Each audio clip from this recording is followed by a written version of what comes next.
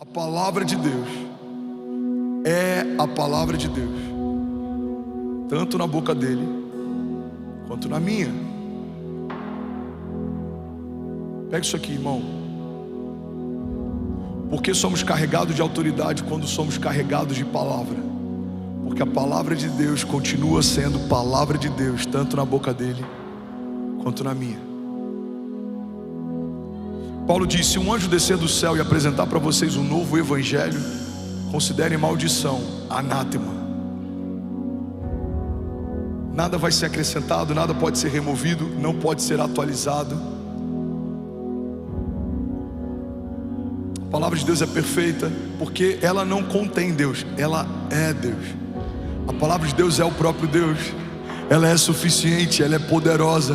Ela liberta cativos, ela quebra cadeias, ela cura enfermos, ela libera destinos, ela ativa promessas, ela libera milagres, ela renova o cansado, ela levanta o abatido, ela livra as famílias que fazem parte do povo de Deus, ela sustenta as promessas que saíram da boca do próprio Deus, ela nos dá direções, ela nos lembra da história, ela nos diz o que não fazer e ela nos mostra para onde estamos indo e o que Deus espera de nós. Ela é a nossa base de segurança, ela é onde devemos ancorar a nossa alma, ela é a base onde devemos sustentar aquilo que cremos. Se aquilo que cremos não corrobora com aquilo que Deus está falando, estamos crendo errado, precisamos nos arrepender. Se aquilo que esperamos não está alinhado com aquilo que Deus está dizendo a nosso respeito, precisamos ressignificar aquilo que estamos esperando, porque aquilo que Deus disse a meu respeito não vai acontecer nos céus, já aconteceu, está estabelecida como uma cláusula pétrea, não pode ser alterado, não é uma democracia, não depende de opiniões de homens, tanto faz se a criação ao meu redor não concorda com aquilo que Deus disse a meu respeito,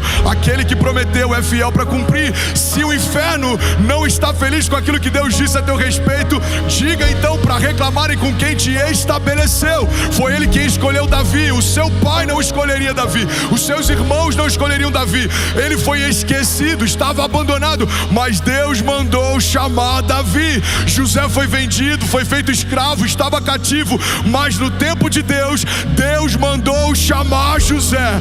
Paulo era um perseguidor de igreja, matava cristãos, ele era alguém que estava fazendo algo ruim e tinha mãos sujas de sangue, mas Deus mandou chamar Saulo. Irmão, talvez você em algum momento era a pessoa mais improvável para viver promessas de Deus, carregar ações de Deus, mas a despeito do teu passado, Deus mandou chamar você. E o Deus que chamou é o Deus que sustenta. E o Deus que sustenta é o Deus que faz acontecer aquilo que Ele prometeu que aconteceria. Levante suas mãos em nome de Jesus, declare com autoridade. Diga: o Deus que me chamou me sustenta. Vamos, diga com autoridade, feche teus olhos, diga: o Deus que prometeu é fiel para cumprir. Ele não é homem para que minta, nem filho do homem para que se arrependa. Diga: e a palavra que Deus me deu, diga, é o que vai sustentar a minha alma no dia mau. Diga: mesmo que eu ande pelo vale da sombra da morte, mal nenhum eu temerei, porque tu, Senhor, estás comigo, a tua vara e o teu cajado me consolam. Vamos, declarar com autoridade, diga: eu sei que o Senhor prepara uma mesa para mim na presença dos meus inimigos, e Ele me honra ungindo a minha cabeça com óleo, e o meu cálice faz transbordar. Diga: eu verei a bondade de Deus todos os dias da minha vida. Eu verei a fidelidade de Deus na minha geração e nos filhos dos meus filhos. Diga: a cada nova estação, novos milagres, novas promessas, novas vestes, novos níveis de autoridade, novas patentes espirituais. Vamos, alguém comigo, diga: a cada novo deserto, novos aprendizados, raízes mais profundas em Deus. Diga: eu não vou olhar para a esquerda nem para a direita, eu elevo os meus olhos aos montes e eu sei de onde vem o meu socorro. Vamos, igreja, diga: o meu socorro vem do Senhor que fez os céus e a terra. Você pode dar um brado de liberdade no seu lugar? Vamos, será que alguém pode fazer barulho? Aleluia! Aleluia!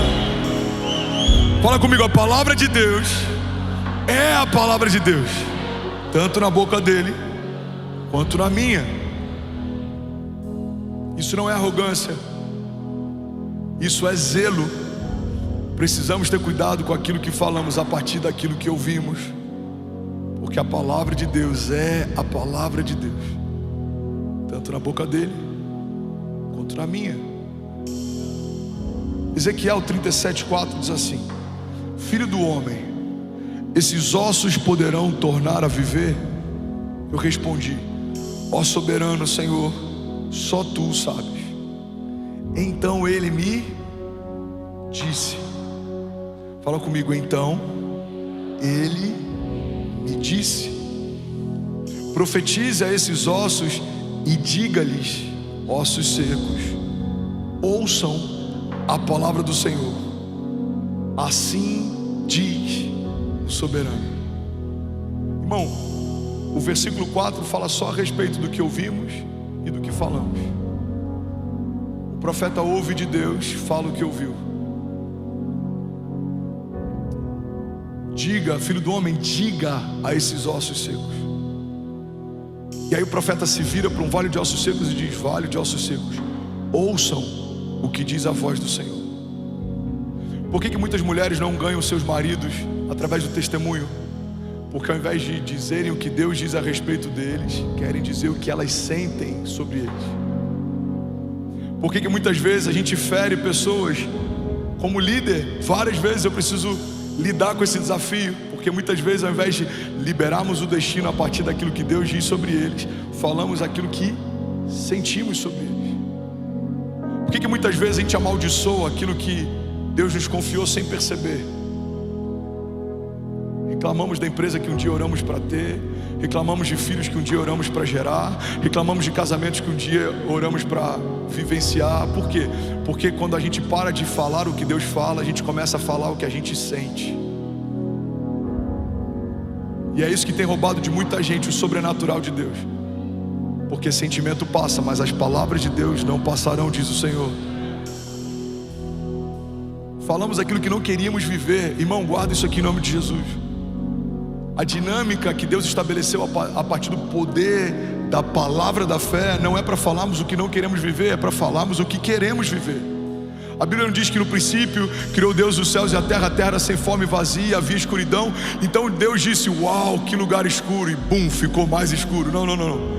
A Bíblia diz que Deus viu escuridão, mas profetizou luz. Ele viu um lugar sem forma e vazio e profetizou o que ele queria ver.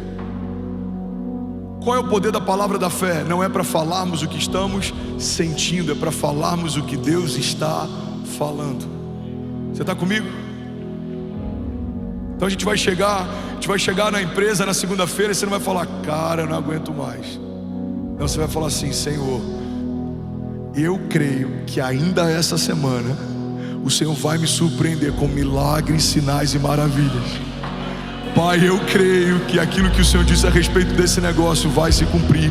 Abra as comportas dos céus, libera sobre a minha casa bênçãos sem medidas, de tal maneira que os meus celeiros não comportarão. É o que a gente está vendo na igreja. Eu acredito que não existe uma igreja pequena, existe uma visão pequena de igreja. Eu sei o que Deus me disse, eu sei o que Deus me mostrou. Eu preciso falar aquilo que eu estou vendo, eu preciso falar aquilo que eu estou ouvindo.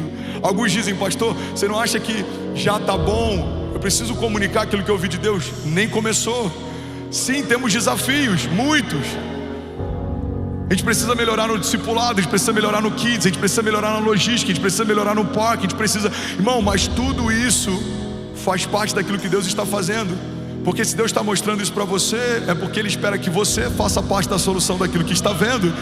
Deus está chamando a gente para construir a igreja que a gente sonha. Mas eu vi essa igreja, eu estive lá, eu preguei nesse púlpito. Eu sei como ela é gloriosa, ela é saudável, ela é cheia de homens e mulheres de Deus apaixonados pela palavra de Deus. Ela é cheia de caçadores de Deus, aqueles que são famintos por avivamento. Ela tem homens de Deus que são empresários grandes na nação e que entenderam que a maior riqueza é patrocinar um projeto de Deus do que acertar num novo negócio. Irmão, ela é cheia de intercessores, que alguns são anônimos, desconhecidos, mas não fazem porque são vistos, fazem porque sabem que foram chamados para fazer. Essa igreja ela é gloriosa, ela tem uma geração de crianças que carregam uma carga profética, ela tem uma geração de jovens e adolescentes cheias da vida de Deus. Ela flui nos louvores, ela ama a palavra, ela flui nos dons, ela crê em milagres, ela não se contenta com aquilo que viveu na estação passada, ela sabe, o Deus que fez no passado vai fazer de novo. Ela sabe que existe mais e ela quer mais. Eu já estive lá, eu já preguei lá, eu congreguei lá, irmão. O lugar que Deus está nos chamando é maior e mais glorioso e mais poderoso e mais incrível e mais saudável, mais denso e mais vivo do que tudo que já vivemos, pedimos, pensamos. Então eu não posso falar da igreja de hoje a partir do que eu sinto, eu preciso falar da igreja de hoje a partir do que eu ouvi. Você está comigo? Precisamos profetizar o futuro, precisamos trazer à existência as coisas que não são como se já fossem, precisamos tratar as coisas que não são como se já fossem. É a prova das coisas que não se veem, uma firme convicção. Eu lembro quando questionaram a importância da homologação de um L ponto, e eu falei, a gente vai precisar ter mais de um, já chegamos nesse lugar. E nem começou. Eu lembro quando a gente pegou um prédio do Kids e a gente falou, cara, tem que ser o prédio inteiro pro Kids. Pastor, não precisa de tanto, um andar inteiro não dá mais vazão. Já começou, vamos, alguém comigo aqui? Eu quero que você pegue isso para a sua vida prática, para a tua família, para o teu casamento, para a tua história, para a tua jornada. Para de falar o que você sente, fale aquilo que Deus está falando. Os nossos sentimentos são momentâneos. Se fôssemos ouvir Daniel no dia mau, talvez ele diria algo diferente do que ele disse no dia do livramento, da restauração. Se fôssemos ouvir alguns dos heróis da fé no dia do deserto, talvez o que eles diriam é diferente do que eles disseram no dia seguinte. Irmão, a palavra de Deus diz, o nosso choro pode durar uma noite, mas certamente a alegria vem pela manhã. Você concorda que as nossas falas no dia do nosso choro são diferentes da nossa fala no dia do nosso milagre?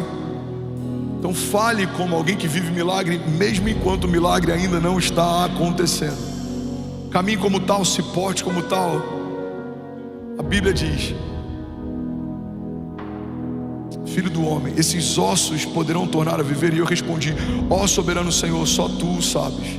Então ele me disse, profetize a esses ossos e diga-lhes, ossos secos, ouçam a palavra do Senhor.